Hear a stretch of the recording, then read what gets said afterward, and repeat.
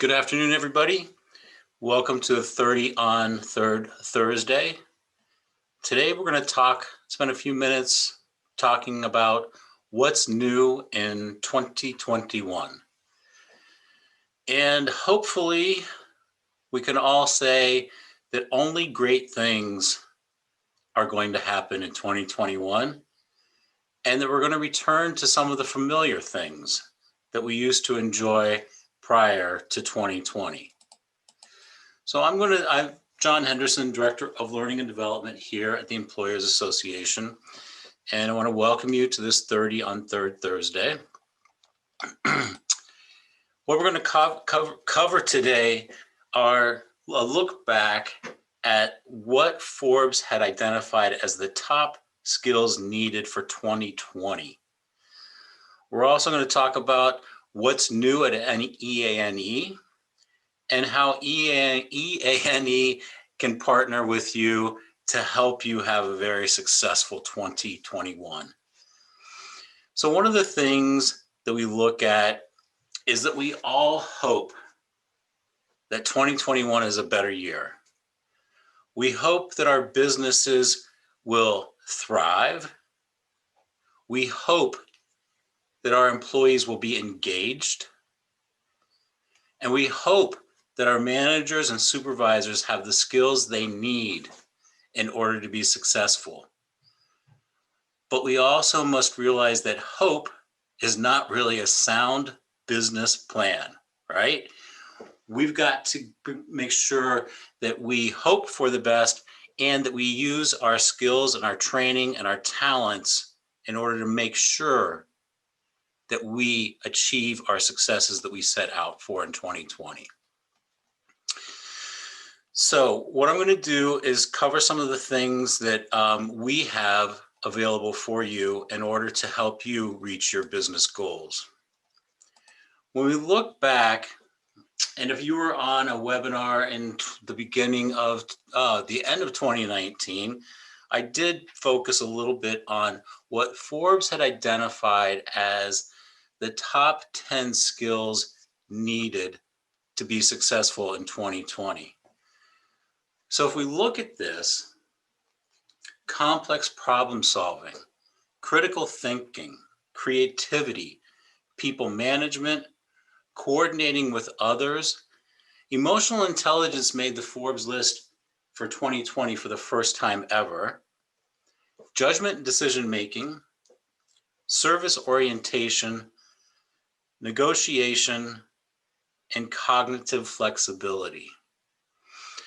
So look at that list, and in the chat box, what I'd like you to do is, if you were looking back at 2020 and looked at this list of top 10 skills, what do you think, now knowing that 2020 is behind us, what other skills would you have added that would have been necessary to be successful in 2020?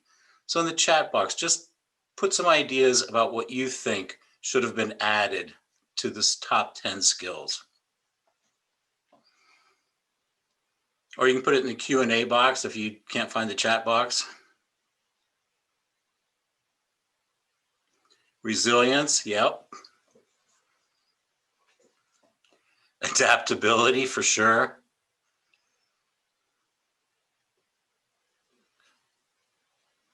Agility, thank you, Darlene. Yes, agility. Let's get one more. Looking back.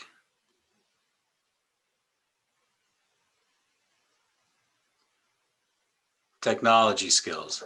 All right, yeah, especially technology around virtual space, virtual meetings, those types of things. Awesome, thank you so much.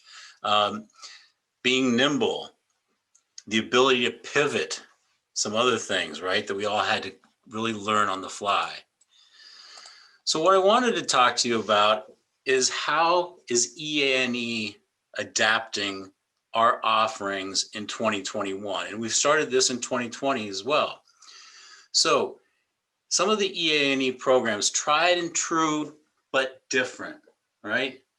So if we look at our leadership programs, our fundamental cornerstone programs, principles of leadership, leadership skills for lead people, self-awareness and adaptability. All of these programs, oops, didn't get self-awareness. There you go. Self-awareness and adaptability and totally responsible person. All of these programs, same content, right? But we've been able to pivot. We've been agile. We've been nimble. And we've taken these programs and transferred them to the virtual space. It's not an easy lift. It's not an easy task. You can't just take content and activities and say, oh, let's flip a switch and it's going to be virtual, right? We had to adapt them. We've done it with great success. But I also want to let you know that there is the familiar. We are also doing these programs in person, either on site at an organization or in our EA&E office space, training space. We adhere to all the safety protocols, limit our class size. So it's the tried and true, but a little different. All of the virtual programs have been reduced to half-day segments. They're still highly interactive. They still cover the same content, but we can't expect somebody to sit in front of a computer screen for 8 hours in order to go through a training class. So we've chunked them down into half-day programs. So our Principles of Leadership series, which is a 5-day in-person, now becomes a 10 half-day program. When we look also at our HR programs, the tried and true but different, HR Essentials, sexual harassment and discrimination prevention, unconscious bias, programs that we still offer in person, but also virtually. So when you think about if you are in Connecticut, are you now compliant with the staff training around sexual harassment and prevention training? If not, we offer that virtually, online, or we can come to your organization to do the training. One of the other things that we look at as well is in Massachusetts and soon to be in Connecticut, when we talk about the paid family leave, are your managers and supervisors ready? Do they have all the information that they need? We can offer some training around that, either through our HR Power Hours for smaller groups, but we also partner with our legal partner, Schooler Abbott, who will do a webinar type training for your staff around paid family leave. If at any point you have questions about any of these, please feel free either to put something in the question box or in the chat box. I'll be more than happy to stop and answer your question. So, what's new? A new focus on remote workers. This is something that we've really looked at and took some of our existing classes and changed the focus, but also created new classes. We offered, for the first time this week, Zoom meeting for managers. Using Zoom or any other kind of platform, doing a virtual meeting, it's not the same as an in-person meeting. Are your people, or are you using all of the tools available to you to make sure that your meetings are engaging, that they're interactive, right? Make your meetings matter, remote or in person. This kind of builds on the Zoom meetings for managers if you're doing a remote meeting. It's looking at the content of your meetings, the scope and sequence of your meeting, how you're laying it out, and if it's in person, how are you engaging those that are in the room with you?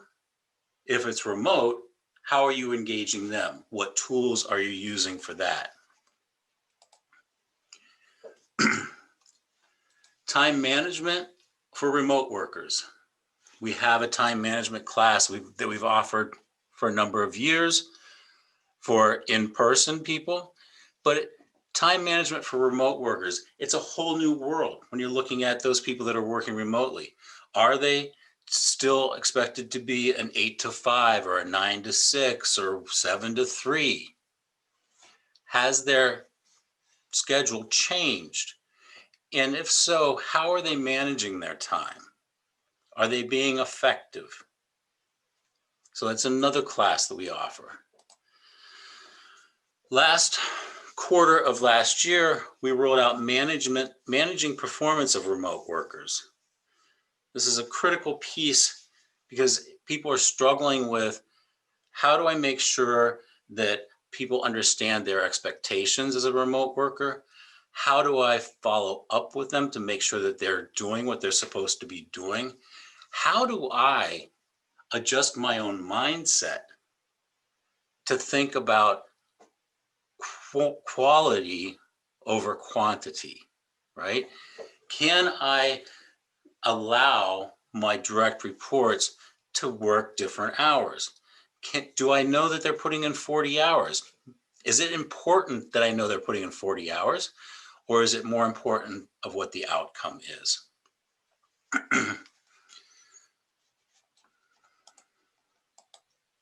Okay, oops, wrong slide. So those are some of the things that are kind of the tried and true, but different. Content remains the same, familiarity remains the same, but we've had to change things up a little bit.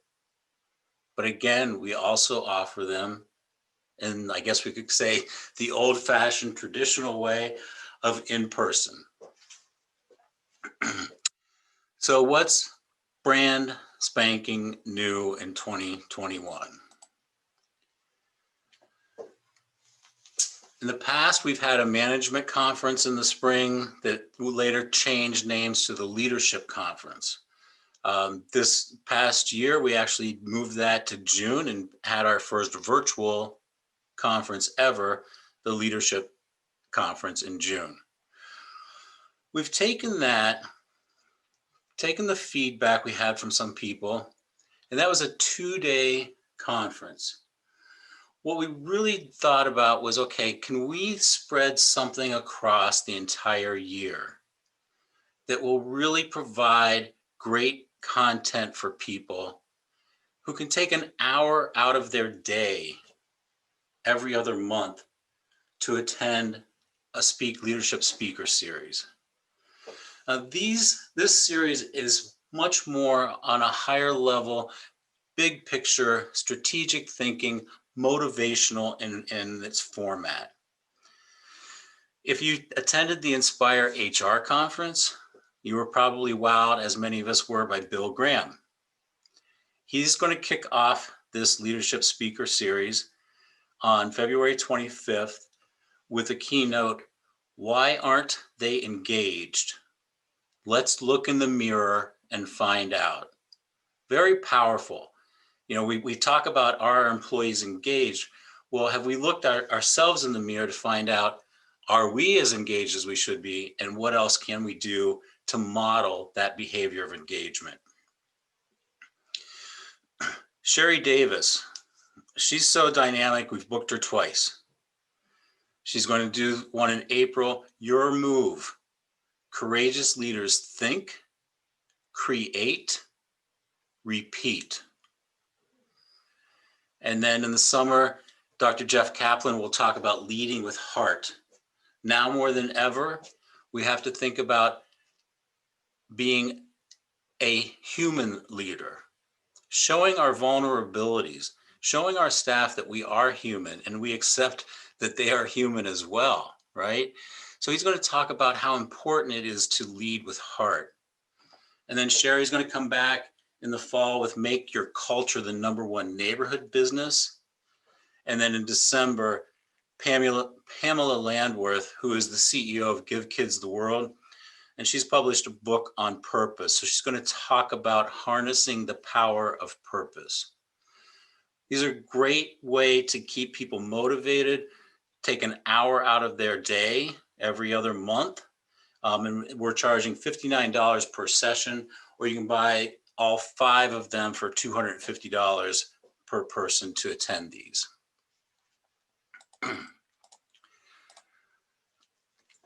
This next program that is brand new is getting a lot of traction already. Advancing Women in Leadership. This is going to be a 12-part series starting March 16th. It's 1 hour virtual, and it's really targeted at giving women who are early stages in their career that are seeking advancement the tools they need to advance. It's going to help them understand how to be a self-promoter, gain respect, build confidence within themselves, overcome the imposter syndrome, which is, people that doubt their own skills and their own worth. They don't feel that they deserve the credit or the advancement. So we're limiting this to 15 people. And as I said, it's filling up rapidly. We are going to have a webinar on January 26th, which is next Tuesday at noon, with Kim Menninger, who is the creator and the instructor for this program. If you want to register for that, you can find that on our website. And just to get some more information, even if this program is not for you, you probably know some women within your organization that they would benefit from this program.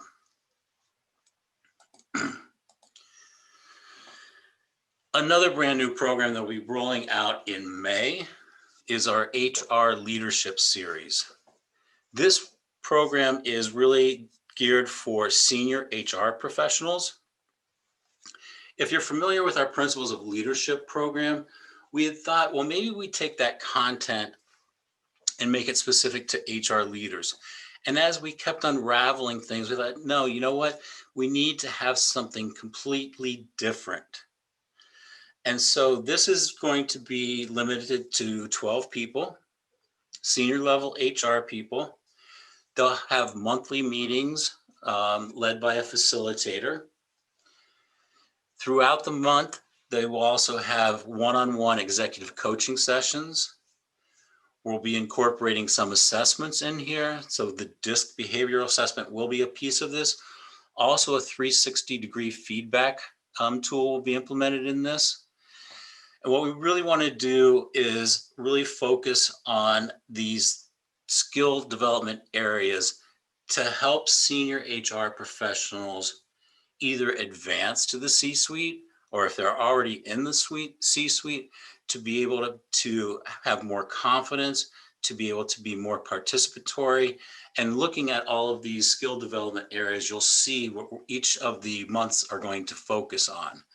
Now, it can be project-based if people come in with a project, but that's not going to be mandatory.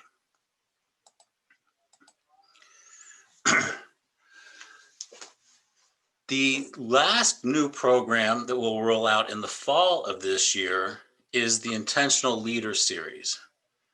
And this will somewhat model the same approach as the HR Leadership Series, but this is not specific to HR professionals. This is open to leaders in any job function within an organization.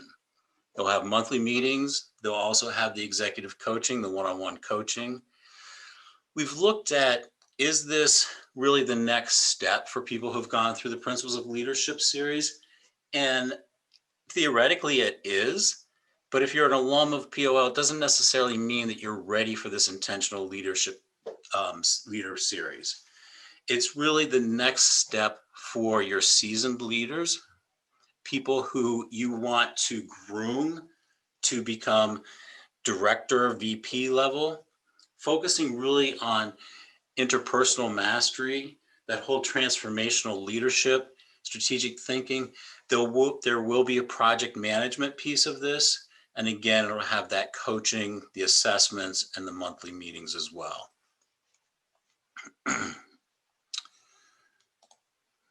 So Those are some of the new programs and also the tried and true. What I really want you to know and to remember is that we're here as your strategic partner.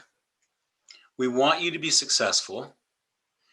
If you have questions and think, I'm not really sure what our business needs are around learning and development, reach out and contact us. We're more than happy to sit down with you, Zoom call, the old-fashioned telephone call, social distance meetings to talk about, where you are, what your goals are, and how we can help you achieve those goals.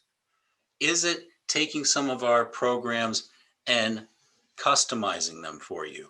Is it taking pieces of one program and melding them with another program? We're here for you to do that. So just to remember these things, we offer on-sites, meaning we come to you or we work just with your organization, either in the virtual space or in person. Our public programs are back. We practice all the safety guidelines set down by the state. We limit our public programs to 10 participants so that everybody can be 6 feet apart. But we also offer them virtually. I also offer grant writing services for those of you that are in Massachusetts and pay into the unemployment fund, the workforce training fund. That's a grant writing. It's a huge, not a huge, it takes some time to write a grant to submit for the workforce training fund.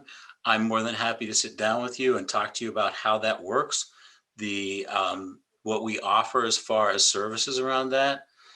Connecticut, it's easier to go through if you're a manufacturer, to go into the Manufacturing Innovation Fund. And we also offer many more things as well. So with that, questions about any of the programs or services that I've talked about in the past 24 minutes? You can either write in the question box or in the chat box.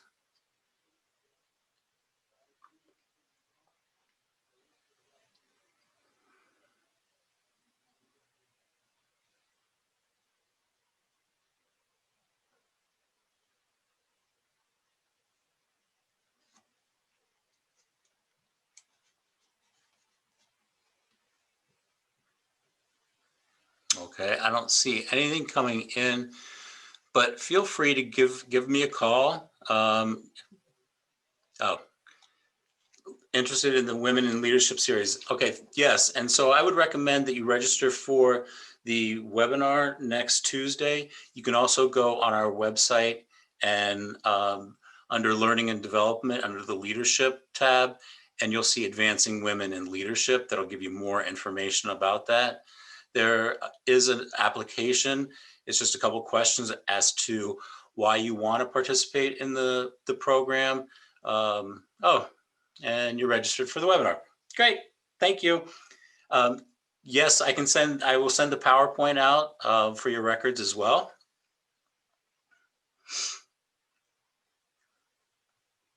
Any other questions?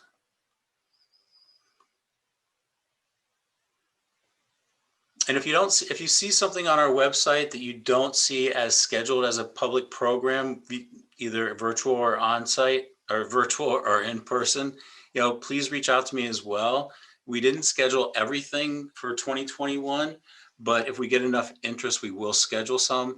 I know that we're going to schedule a managing change program in March because we did get some people interested in that. We did not have that on the calendar yet. So anything I can do to help, please feel free to reach out to me. You can call our main office and ask for John Henderson, or you can email me at jhenderson@eane.org. And with that, I'm going to give you 5 minutes back of your day and thank you all for attending this 30 on 3rd Thursday.